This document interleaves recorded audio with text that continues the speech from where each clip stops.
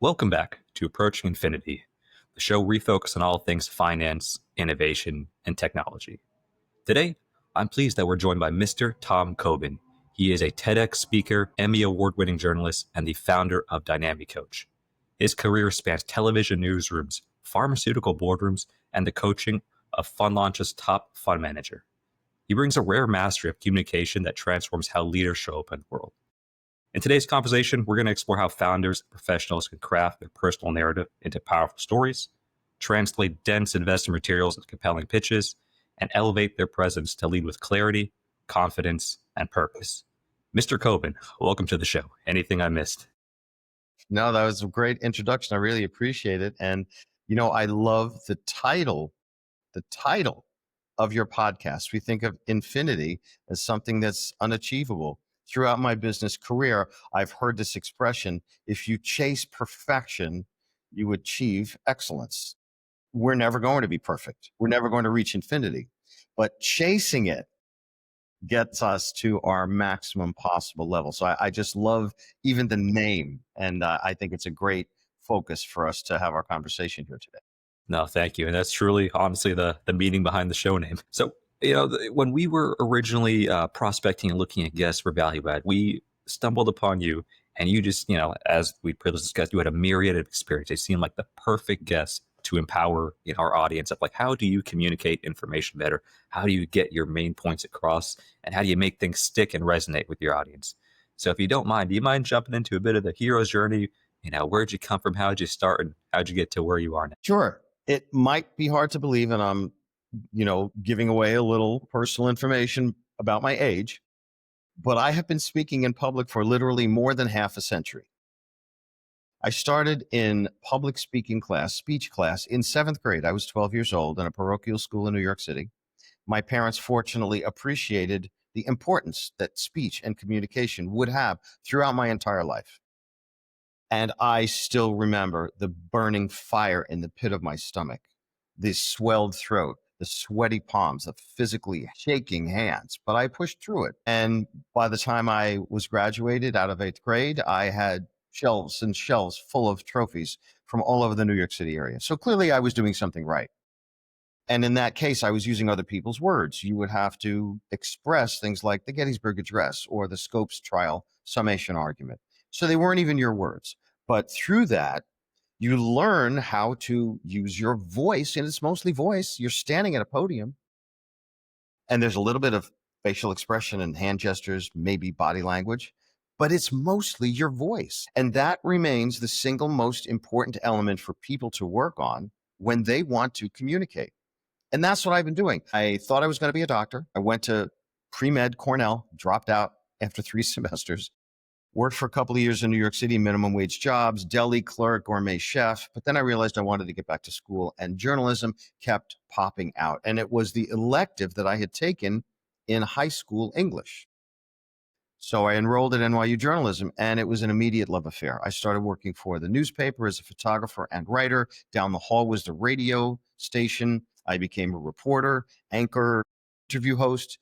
We did vocal exercises with the program director of WNBC, Miss in the Morning.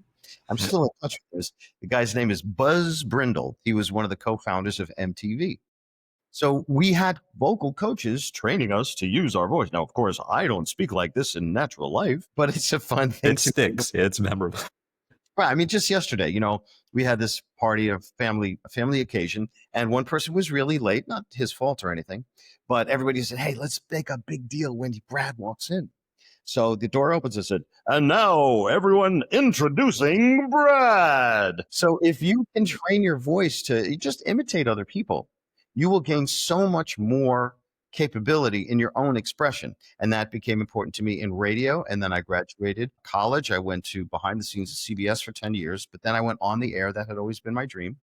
I became the first person ever to win 2 Radio Television News Director Association awards, named for Edward R. Murrow, like the play on Broadway right now. Good night and good luck. 2 Edward R. Murrow awards in the same year. They had never done that before. So that was an incredible accomplishment. Congratulations. Yeah. Thank you. But after 20 years in TV news, behind the scenes and on the air, I just decided it had changed from what I got into when I was getting out of college. And I was fortunate enough with that background in pre-med, I was able to transition into the medical field as a pharmaceutical sales rep. And all of my communication and expressive skills became influential in impacting the doctor's behavior to write prescriptions ethically, appropriately, responsibly for the benefit of the patient. I'm proud to say I never once in 20 years in pharmaceuticals, I never asked a doctor to write for me. And that's a common line among reps. Doc, write for me. I never ever said that because I didn't want anything to be done for me. I want it to be done for the patient. Mhm. And I think that outward concern should always be present with anyone communicating anything. Speakers on stage, it's not about you, it's about your audience. What is your audience going to get? And I always took that ethos into what I did as a pharmaceutical rep. And I eventually was promoted to national sales trainer at company headquarters. And based on my background in speaking and presentation skills, I was given the opportunity to give workshops. And that was when the light went off. Is that, when this whole thing comes to an end, that's what I want to be doing. So I left pharmaceuticals eventually and started my own company, Dynamicoach. And I give my own workshops that are evidence based. In fact, in researching my own workshops, I found out 3 myths that I had kind of been given as a trainer that are untrue. And now that it's, my name on it, I'm very concerned that it's responsible and authentic and based in neuroscience. And that's what I think perhaps differentiates my approach from others who may have valid points that they just kind of came up with. But I want people to know that what I've researched, I take the same attitude as I did as an investigative reporter or a pharmaceutical rep, evidence-based information. That is the basis of my program, which is called Impact. We can speak about that a little bit more if you want, but that's my journey. No, really well said. And I think, it speaks for itself. Over half a century of public speaking experience, from all the way from NYU to finding your passion early on to just growing it into Dynamicoach. That's honestly a really incredible journey. Thank you for sharing that. And moving into our first topic, I think you kind of hit the nail on the head. How can we, create compelling narratives? Just as you said, your hero's journey. How could a normal guy starting out, like for me, I had the same exact thing, hands shaking whenever I had the, speak in public, unsure of myself. How do I or the audience create compelling narratives about themselves? How do we make our hero's journey sound as good as yours? Yeah. Well, it's all about storytelling. Now, if you think about it, before the written word, all history was verbal storytelling. And there's various different constructs that you could use. In fact, I'm about to give a little workshop today on storytelling. So from the basic plain vanilla structure point, there's the beginning, the middle, and the end. But each has a very important function. The beginning is to draw people in. Think of a hook on social media, something that's going to make people curious. Oh, what's this about? Then the middle is the body. That's where you get into your characters, your narrative, the energy that's driving it. Is it drama? Is it aspirational? Whatever that energy is, there's got to be some kind of energy moving the story forward. And then the end is obviously the happy ending, the punchline to a joke, the conclusion. And especially in storytelling, that old saying comes into play: begin with the end in mind. So think about how you're going to end your story and what's your purpose? What's your objective? What is the impact that you want to have on the listener?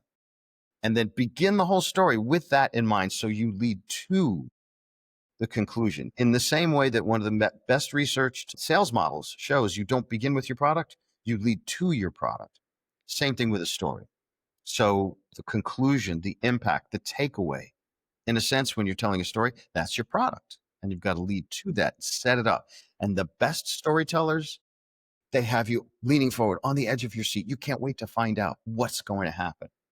So that's a summary of how I teach and train on the concept of storytelling.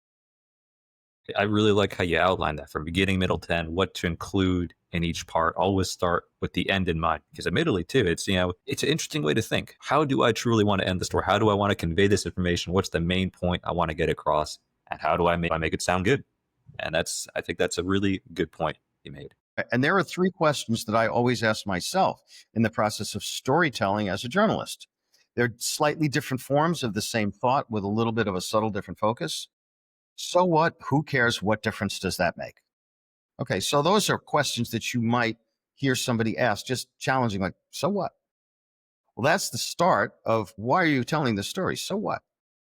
And then if you ask, who cares? Well, that's your target audience.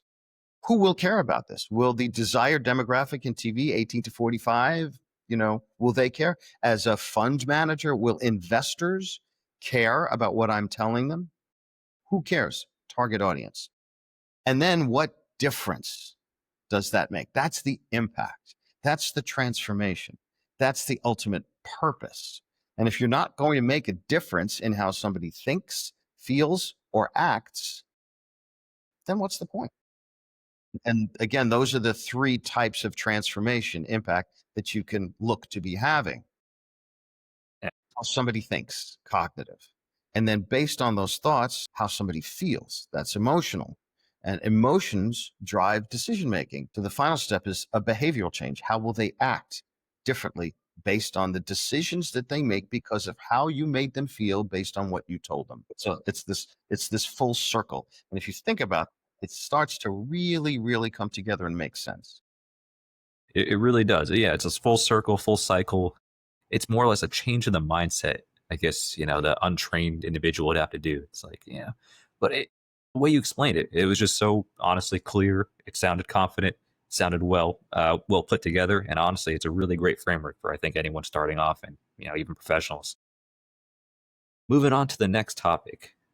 You touched on a little bit earlier. There are other aspects outside of the voice being the main component, but body language, emotional connection, etc. How would a up and coming fund manager, entrepreneur clearly communicate their information, their dense investor, more technical material? How do they create a story out of that to interest or get the product across to investors or whomever? I think that's where a lot of the audience is stuck. And if any insights on that. Yeah, it's a challenging question. And again, I'm going to have another troika or triad for you. Any presentation has three elements: there's the content, there's the structure, and then there's the delivery. The content is obviously the information, and a lot of people stop right there. They feel like this information is so obvious. How could anyone not want to invest in this company? Because they're so close to it themselves. Is not always conveyed. It's not self evident. That's why you have to present it. So once you've got your content, then you've got to work on the structure, the order in which things are conveyed. That's where you can get into some of this storytelling, set up the slide deck, the pitch deck in the structure of storytelling. And then the third is the delivery. So you've got your content, solid content, structured well, but then how do you deliver? If you don't have an effective delivery, your deck won't get you a dime. I've heard people present their slide decks like this, really monotone, and it sounds like they're reading from a deck. Even if you look at the first content, I told you content when people just write and they write for the written page. Unless you're a trained professional, I spent 20 years writing for the ear. And you'd walk into a newsroom and you'd see these people sitting at their typewriters and mumbling to themselves. What we were doing is seeing how it would sound when the anchor read it first time through cold. So unless you've got that training, you probably don't want to start writing for the page. Write for the ear, write for how you're going to say it. So let's take a piece of information that you have, maybe put down a written reference, but then start speaking it into a camera. Record yourself as though you're telling somebody that you haven't seen in 10 years. Hey, what are you up to? Oh man, you wouldn't believe it. I found this new app that we're going to structure into a platform that can help startups raise money. Ah, nice plain language. I get it. Mm-hmm. Whereas, we've got an app that's structured to, Yeah. I know you've seen it. And in the tech Yeah. world, particularly, I work with tech founders in Miami looking for investment capital. And their challenges, they're so highly technical, they get all in the weeds and they don't kind of broaden out to what's the utility and then how do they explain it in ways that non-technical people can understand. That's the challenge. Try to find a story, some tension, something that's going to make people curious and always back it up in a real world application. What is the ultimate end effect on the customer? What is going to change in their lives when they use this highly technical? Really well said. I really like that point. Correct me if I'm wrong. Reading or speaking to what the ear, listening to yourself, how it sounds. I don't think, admittedly, at the beginning off, yeah, that was a game changer for me too. When presenting dense material, often it would get extremely technical. And even sometimes I look back and I'm like, I don't know what I'm looking or talking about at the camera myself. But, communicating that story, talking to what the ear hears, that's definitely a step in the right direction for storytelling, conveying dense material. I do want to talk about, we mentioned earlier, say in the earlier days, you're a little bit nervous, palm sweating, etc. What are some lessons learned or key, pain points that you've seen in maybe up and coming public speakers or, in presentations, and other lessons learned or communication skills throughout your career? You could not see it, but while you were asking this question, I was doing deep abdominal vagus breathing. It's called pocket breathing, box breathing, vagus breathing, deep abdominal breathing. I wonder a lot of different names for it, but it's a way to pull air. You've got to pull air into the lower lobes of your lungs by expanding your abdomen. That oxygenates this nerve that runs through the center of your body called the vagus nerve. It's not spelled like Vegas, Vegas, like Las Vegas. It's spelled Vegas, Vagus, from the same word root as the term vagabond for wanderer, because the vagus nerve wanders through the entire body and it connects with organ systems and it's got this tentacles everywhere. And scientists have learned that deep abdominal breathing causes the secretion of this neurotransmitter called acetylcholine, and it's the body's natural tranquilizer. So, taking a moment to breathe deeply is probably the most direct physiological way that you can calm yourself down. What do people say when you're excited? Whoa, whoa, whoa, take a deep breath. That's not just a saying. It's scientifically valid. We can dose ourselves with a relaxation chemical by breathing deeply. The other thing that does, two things actually, it inserts a pause, which gives the listener's brain time to process what you may have just said. And it also prevents you from using, all those words like killer, killer fillers. I call killer fillers because people feel, speaking, they can't lift any silence. So they've got to fill the space. And I'm like, they all of these like fill the space with like all these filler words. Oh, does that drive you crazy or what? Admittedly, it does. So just take a deep breath, calm your nerves, relax, stay away from filler words, and give your audience a moment to take a breath themselves. This is another area where I've researched the neuroscience of it. There's a function, a structure in the brain called the phonological loop. What happens is the input coming in through our ears hits the brain in this phonological area. And then if we stop the input, any new input will push out the old input, just like water through a pipe. But if you stop the input, the brain loops the last thing it heard. So that's what you just did. You heard the last thing. And that's what gives the brain time to compare it to memory. Have I heard this before? Does this sound familiar? Eventually, it rises up to the level of the central executive. And that's where the decision for retention is made. Is this important enough for me to devote some of the space on the limited hard drive of my brain to transfer from temporary, short-term working memory into long-term memory? Is this something that I want to remember and record later? That's how stuff gets sticky. By giving people time to process, let the brain go through its circuitive functioning and reach the level where the brain says, I want to make a mental note. I want to store this away on the hard drive of my long-term memory. That's how you make something stick. Truly powerful. And even I saw myself doing it too. I'm like, let me try this breathing. And it's one of those things. And I feel like, it's one of the first advice you get. Take a deep breath, gather yourself. But in the moment, sometimes it's hard to think about that. And, even doing it now, I feel more tranquil. Mr. Cobin, thank you again for such powerful insights. Your years of experience in public speaking communication really shows. We do like to do this thing when we're nearing the end of the show. If you have any words of wisdoms, projects you're working on, or passions, regardless of topic, that you want to share with our audience, does anything come to mind now? Well, one thing I would like to remind people, I like to consider myself a wordsmith, a songwriter, a poet. I create these little rhymes that I hope help people remember things. The key thing is authenticity. And once you can fake that, you've got it made. No, just kidding. Just kidding.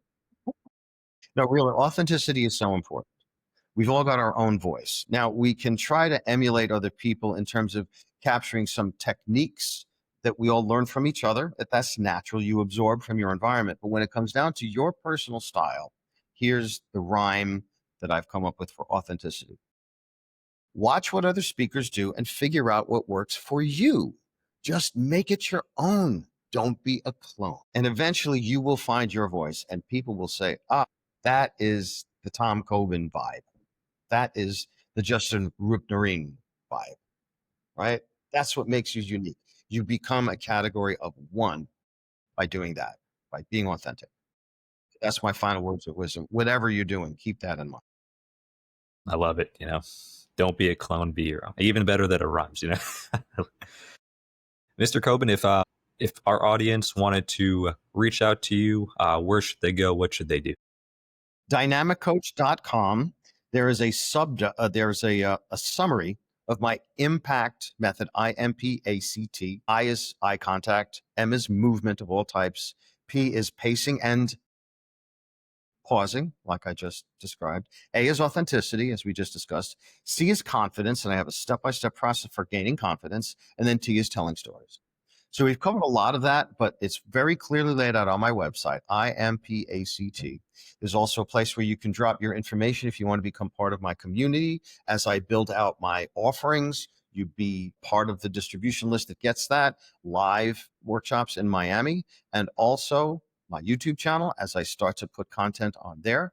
And then if you want to schedule a free 30-minute consultation with me, there's a button right on the bottom of my homepage. You can go right to my calendar and we'll chat for 30 minutes, see what your needs are, see how I feel I can help you, and then we can decide from there if we want to work together. Excellent. Yeah. And for our audience, all the links will be included in the description. And once again, Mr. Cobin, thank you again for joining us and providing your words of wisdom. And to our audience, stay tuned next time on Approaching Infinity. Thanks again. Take care.